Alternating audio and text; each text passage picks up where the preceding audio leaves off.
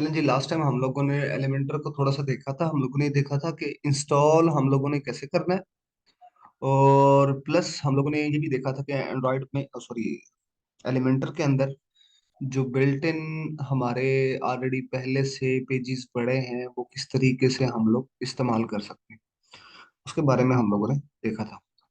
ठीक है, बाकियों को कहो आ जाए वो। अब इसके बाद हम लोग वापस एलिमेंटर पर ही आते हैं और एलिमेंटर का गेन से थोड़ा सा इंट्रोडक्शन करते हैं। ओके, सबसे पहले हमारे पास ना, हम एलिमेंटर की सेटिंग्स में चलते हैं। ये सेटिंग हमारे पास मौजूद है।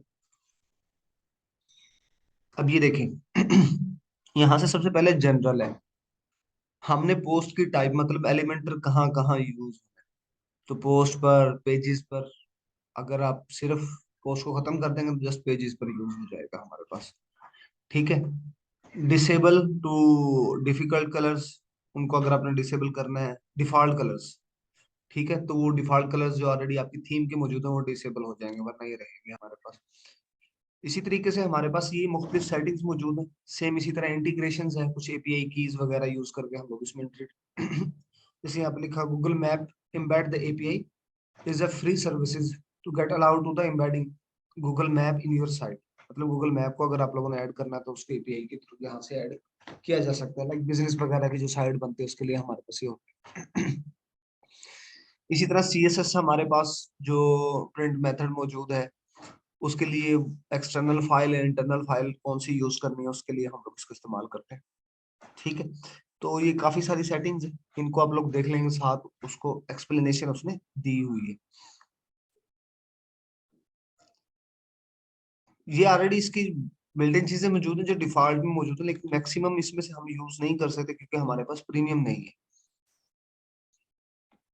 ओके, सेम इसी तरह रोल मैनेजर। ठीक है, हमारे पास जो वर्डप्रेस होता है उसमें हम लोग चार टाइप के यूजर्स को ऐड कर सकते हैं। एडिटर है, ऑथर है, कंट्रीब्यूटर है, सब्सक्राइबर है। इनकी हर एक की ना डिफरेंट रोल्स है वहां पर। कुछ सिर्फ पोस्ट कर सकते हैं, कुछ पोस्ट भी कर सकते हैं, एडिट भी कर सकते हैं, कुछ पूरे को मैनेज कर सकते हैं। इस तरीके से हमारे ऊपर डिफरेंट है।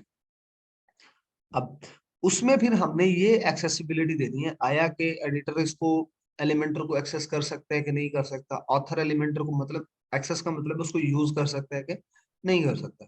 उसकी ऑथेंटिकेशन यहाँ से देनी होगी। फिर इसी तरीके से हमारे पास टूल्स मौजूद है। ये लाइब्रेरीज वगैरह जो सिंक करनी है उसके लिए हम लोग इसको इस्तेमाल करते हैं। इससे फायदा यही हो जाता है कि हमारे जो अपडेट्स हैं वो सारी की सारी आ जाती हैं। ठीक है, मतलब ये सिंक लाइब्रेरी का मतलब, अब एलिमेंटर में जो जो अपडेट होंगी वो साथ के साथ ये अपडेट होता रहेगा। सेम इसी तरह इसको भी हम लोग सिंक कर, इससे भी हमारे पास जो सीएसएस मौजूद है उसके अंदर साइट में, वो डेटाबेस के अंदर वो सारी की सारी उसके अकॉर्डिंगली ही यूज हो जाएगी। यूआरएल रिप्लेसमेंट, मतलब एक साइट का यूआरएल था, उसकी जगह पर हमने दूसरा रिप्लेस करना था, हम लोग यहाँ पर ओल्ड यूआरएल इधर रखेंगे, न्यू यूआरएल यहाँ लगा कर रिप्लेस कर देंगे तो वो रिप्लेस हो जाएगा। फिर वर्जन कंट्रोल हमारे पास मौजूद है। अब ये देखें कि यहाँ पर ये ऑलरेडी वार्निंग दे रहा है, please backup your database before making the roll back. ठीक है, मतलब आप यहाँ से दोबारा से री इंस्टॉलेशन करते हैं किसी भी नई या पुरानी वर्जन में, उसमें बहुत सारे चांसेस हो सकते हैं कि आपकी ना डेटाबेस का प्रॉब्लम हो जाए या डेटाबेस से कुछ डाटा लॉस कर जाए, तो उसको ऑलरेडी वार्निंग हमारे पास है। इसी तरह ये हमारे पास मेंटेनेंस मोड्स मौजूद है। खैर इसका तो हमने ज्यादा यूज करना नहीं। ये import and export kits, kit क्या होती है, आगे हम लोग कुछ किट्स यूज करेंगे ना, फिर मैं आपको इसके बारे में बताऊंगा कि किट हमारे पास है वो ठीक है। मतलब ऑलरेडी कुछ बने बनाए बिल्ट इन टेम्पलेट्स हमारे पास पड़े हैं, हम उनको यूज कर सकते हैं।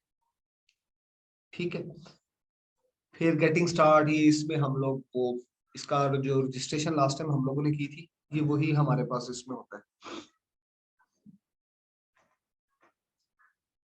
ये कस्टम फॉन्ट, ये चीज भी बड़ी इंपॉर्टेंट है। Sorry you are not allowed to this page. चलें ओके। हम लोग ऑफलाइन यूज कर रहे हैं इसलिए ये अलाउ नहीं कर रहा। मैं वैसे बता देता हूँ कस्टम फॉन्ट होता क्या है, कस्टम आइकन और कस्टम कोड। ये हमारा ऑलरेडी एक तो होता है इसके अंदर कोड जो एलिमेंटर ने कंटेंट्स दिया होगा। फिर हम लोग खुद अपना कोड या अपने फॉन्ट वगैरह बनाना चाहते हैं, उसको ग्लोबली यूज करना हो तो हम लोग इसको स्टार्ट करते हैं। ठीक है, यहाँ से हम लोग ऐड करके रखते हैं और फिर वो उसका पार्ट होता है हमारा। ठीक है, उसको हम लोग कस्टम को मतलब फॉन्ट आइकन्स और कोड। आइकन मींस आइकन्स वगैरह मैनेज करने, फॉन्ट्स राइटिंग स्टाइल जो मौजूद होते हैं, राइटिंग स्टाइल भी बड़ा मैटर करता है।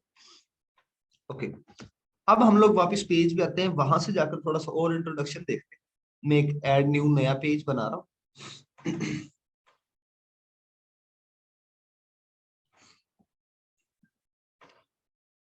और मैं यहाँ पर एक पेज का नाम लिख देता हूँ, फिलहाल न्यू पेज ही लिख देते हैं हम लोग। और सबसे पहला काम क्या था, हम लोगों ने इसको पब्लिश करना।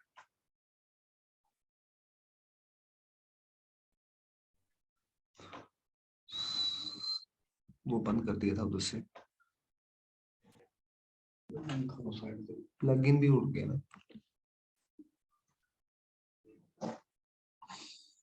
ओहो, इंस्टॉल प्लगइन, वो हमारा प्लगइन डीएक्टिव हो गया। वो तो सिर्फ उसकी वजह से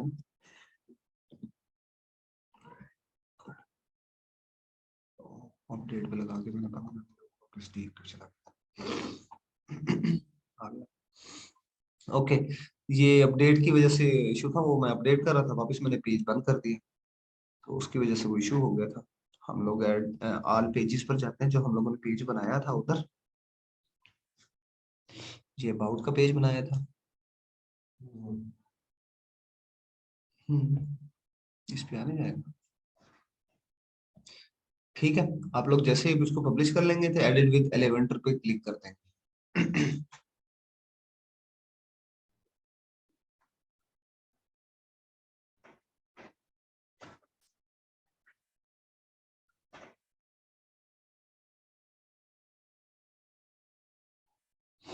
ओके, अब ये हमारे पास पूरा एलिमेंटर का पोर्शन है, जिसमें हमने लास्ट टाइम यहाँ से टेम्पलेट्स निकालने, ये पेजेस निकालना देखे।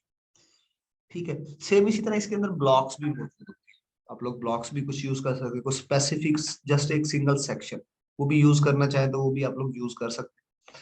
लाइक हम लोग कोई सिंपल वाला इंसर्ट करके देख लेते हैं जो प्रो नहीं है, कि हम इसको ऐड कर देते हैं, वो हमारा ऐड हो जाएगा। यहाँ एक और ऑप्शन भी है माई टेम्पलेट का ना, उसमें आप लोग यहाँ से जो अपने टेम्पलेट्स बनाएंगे उनको कभी और आगे जगह पर अगर यूज करना है तो आप उसको वहां पर सेव करके रख सकते हैं। यहाँ पर ये जो माई टेम्पलेट्स है, जितने आप लोग सेव करेंगे वो यहाँ पर आ जाए। दूसरा इसका फायदा ये होगा कि कल को एलिमेंटर की लाइब्रेरी में भी हम लोग को ऐड करना तो उसको उनसे ऐड कर सकते हैं। ओके, चलें। दूसरी चीज सबसे पहला हमारा यहाँ पर ये ऑप्शन है जो बर्गर आइकन बना हुआ था यहाँ पर, इसको देखेंगे। यहाँ पर साइट की सेटिंग आती है पूरी। अगर आपने साइट की सेटिंग को चेंज करना है तो यहाँ से हमारे पास हो सकता है like global colour, complete site का कलर हम लोगों ने चेंज करना है। इसी तरह फॉन्ट चेंज करना है। इसी तरह टाइपोग्राफी हमने चेंज करनी है, हेडिंग्स को कहते हैं हम लोग। फिर इसी तरह आपका ये बटन्स कल को हम जब यूज करेंगे तब हमारे पास, मतलब जब जिस वक्त हम लोग पूरा एक टेम्पलेट बना चुके होंगे उस वक्त अगर किसी चीज में चेंजिंग लानी होगी तो हम लोग साइट सेटिंग से जाकर कर सकते हैं।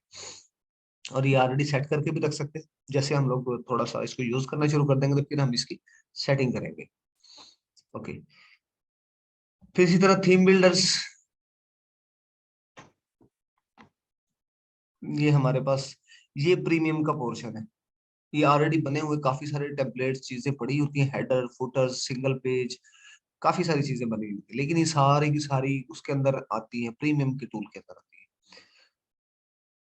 तो यहाँ से हम पूरी थीम का पोर्शन उठाकर ऑलरेडी यूज कर सकते हैं अगर हमारे पास प्रीमियम, क्योंकि हम लोग फ्री यूज कर रहे हैं तो इसलिए।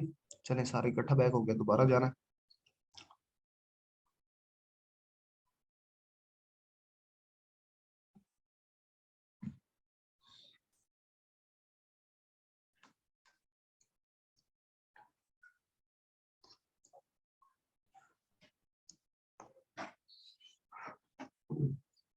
कल मुबीन का तो इशू था, आप लोगों में से किसी का इशू आया इसमें? ये यूज ही नहीं किया।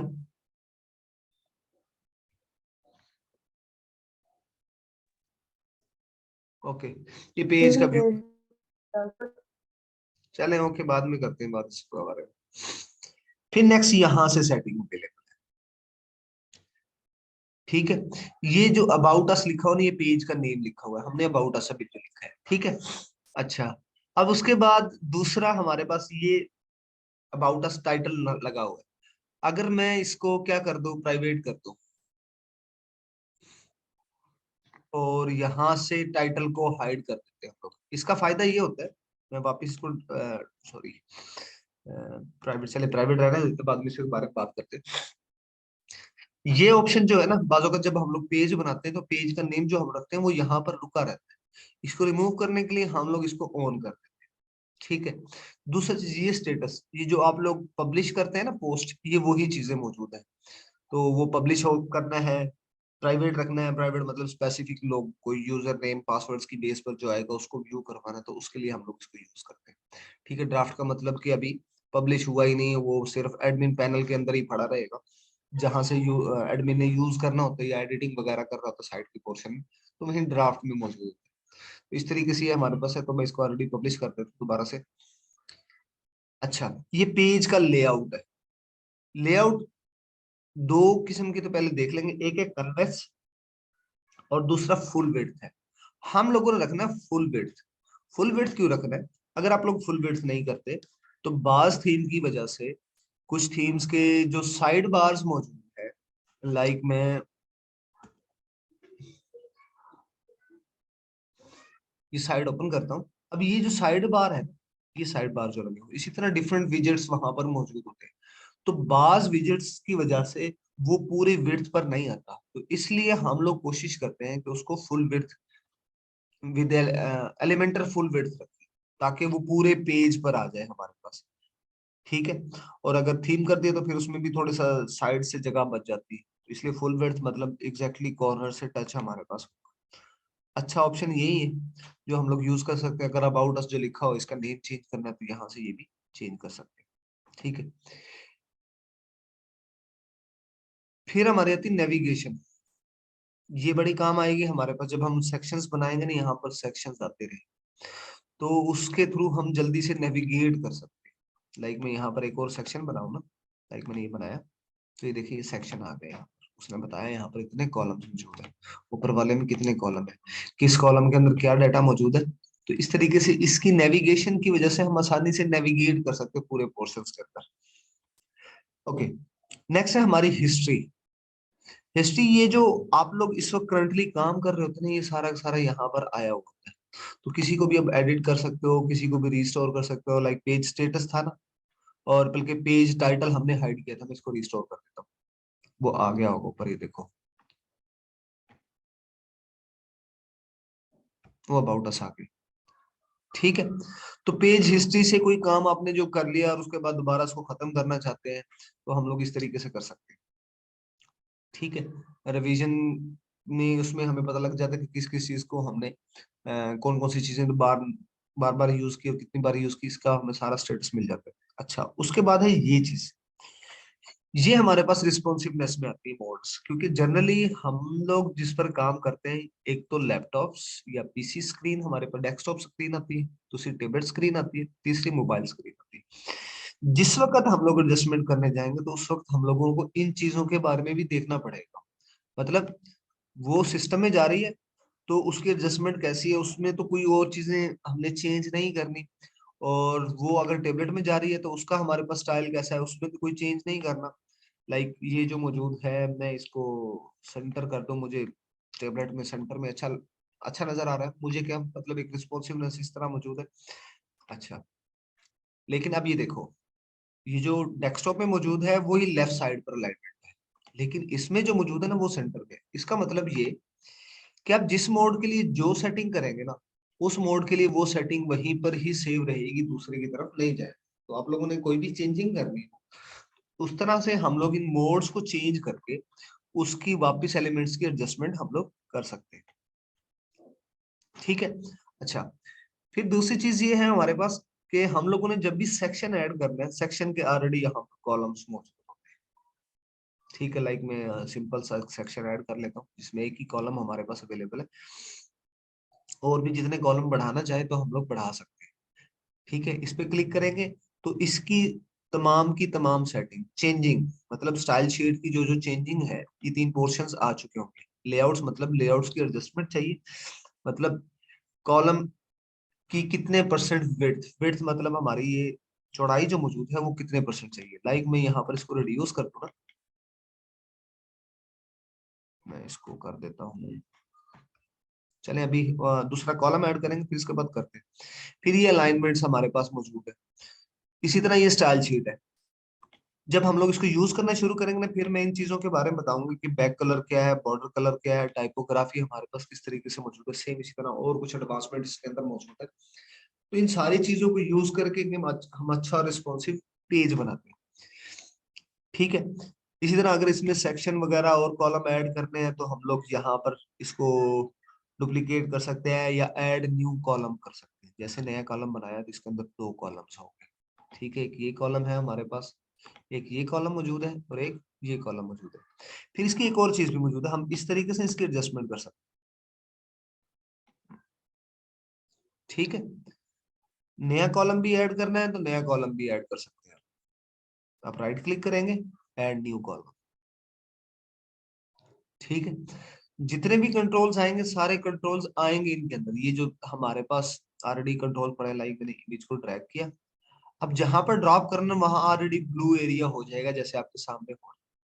ठीक है, जैसे मैं उसको वहां पर छोड़ूंगा तो वो ऑलरेडी वहां आ गया, और इमेज को अपलोड करने का पोर्शन यहाँ पर आ गया। ठीक है, ये कुछ बेसिक सी सेटिंग थी जो हम लोगों ने करनी थी। और इसमें ड्राफ्ट में सेव करना है तो ऑलरेडी सेव ड्राफ्ट कर देंगे।